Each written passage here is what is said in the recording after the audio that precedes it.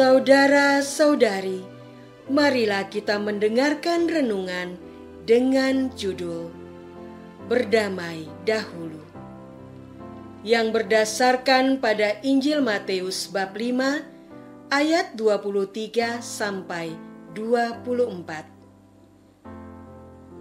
Yesus bersabda, "Jika engkau mempersembahkan persembahanmu di atas mezbah dan engkau teringat akan sesuatu yang ada dalam hati saudaramu terhadap engkau, tinggalkanlah persembahanmu di depan mezbah itu dan pergilah berdamai dahulu dengan saudaramu, lalu kembali untuk mempersembahkan persembahan itu."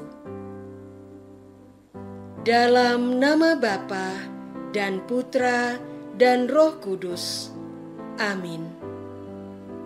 Saudara-saudari terkasih dalam nama Tuhan Yesus Kristus, pada suatu ketika Yesus bersabda kepada para murid-Nya demikian, "Jika hidup keagamaanmu tidak lebih benar daripada hidup keagamaan ahli-ahli Taurat dan orang-orang Farisi, sesungguhnya kamu tidak akan masuk ke dalam kerajaan surga. Kamu telah mendengar yang difirmankan kepada nenek moyang kita, jangan membunuh. Siapa yang membunuh harus dihukum. Tetapi aku berkata kepadamu, setiap orang yang marah terhadap saudaranya harus dihukum. Siapa yang berkata kepada saudaranya kafir harus dihadapkan ke mahkamah agama, dan siapa yang berkata jahil harus diserahkan ke dalam neraka yang menyala-nyala. Sebab itu, jika engkau mempersembahkan persembahanmu di atas mezbah dan engkau teringat akan sesuatu yang ada dalam hati saudaramu terhadap engkau, tinggalkanlah persembahanmu di depan mezbah itu dan pergilah berdamai dahulu dengan saudaramu, lalu kembali untuk mempersembahkan persembahanmu itu.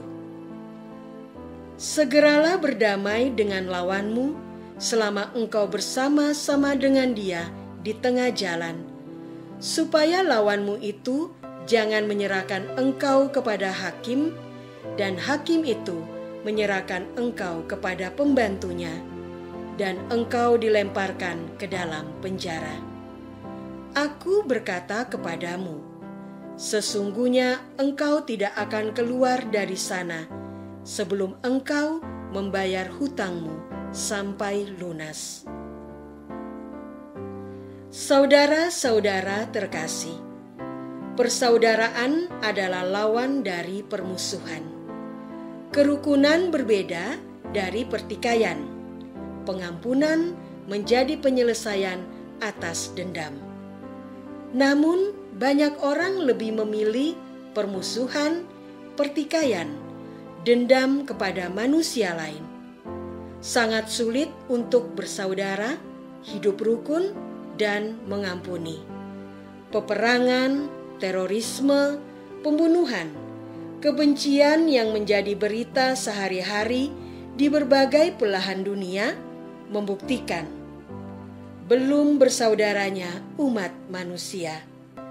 Selain itu, karena perebutan harta benda, harga diri, politik, kecemburuan sosial, seringkali ketidakrukunan tersebut disebabkan perbedaan iman dan pengakuan bahwa kepercayaannya lah yang baik dan benar. Jadi, jika demikian, orang lain dinyatakan jelek, bermasalah, dan harus dipertobatkan. Saudara-saudara terkasih, akar semua permusuhan adalah egoisme, mementingkan diriku tanpa memperhitungkan yang lain. Orang lain diterima kalau mengakui egoku. Seluruh hidupku dicurahkan untuk menyenangkan diriku. ego muncul dari nilai yang dianutnya. Masalahnya, setiap orang memiliki nilai-nilai yang berbeda dalam hidupnya. Seberapa banyak orang hidup di dunia, sejumlah itulah ego yang ada. Bisa dibayangkan bahwa sebenarnya di dunia ini lebih mungkin terjadi pertikaian daripada perdamaian. Syukurlah bahwa masih lebih banyak manusia yang mengecilkan egonya dan mendahulukan altruismenya. Secara alamiah, setiap orang juga menyadari bahwa dia hidup bersama banyak orang lain. Dirinya sangat tergantung kepada orang lain untuk mencukupi sebagian besar kebutuhan hidupnya. Bahkan untuk menyiapkan air minum saja, seseorang harus meminta tolong orang lain.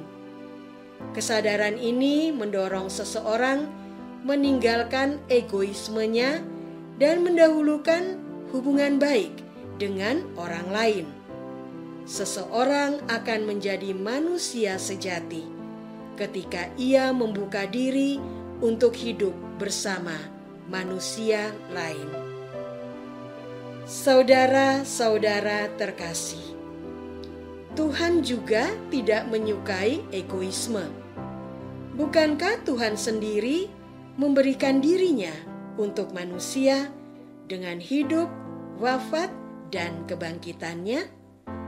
Mengapa manusia tidak mau membagikan dirinya kepada manusia lain? Walaupun Yesus mengalami salib, yang harus kita tanggung adalah menyingkirkan keinginan sendiri untuk mendengarkan kehendak orang lain. Salib tersebut berwujud kerendahan untuk meminta maaf atas kesalahan kita kepada orang lain. Kita tanggung salib kita dengan berdiam diri ketika mendapat cemoohan, ejekan, fitnah dari orang lain. Setelah semua salib hidup kita, Tuhan menyatakan kita pantas untuk hadir di rumah-Nya yang kudus. Salib bukan hanya beban yang memberatkan hidup kita. Salib juga tawaran untuk berdamai dengan sesama kita. Salib menjadi jalan untuk memasuki rumah Tuhan. Berdamai dengan Tuhan mengisyaratkan berdamai dengan sesama manusia. Sudahkah kita berdamai dengan sesama kita? Sudahkah kita hadir di rumah Tuhan? Marilah kita berdoa. Ya Tuhan, betapa egoisnya diri kami. Orang lain kami anggap sebagai salib, sedangkan diri kami dinyatakan sebagai kebenaran. Dengan angkuh kami datang ke rumah-Mu tanpa rasa sesal akan dosa-dosa kami.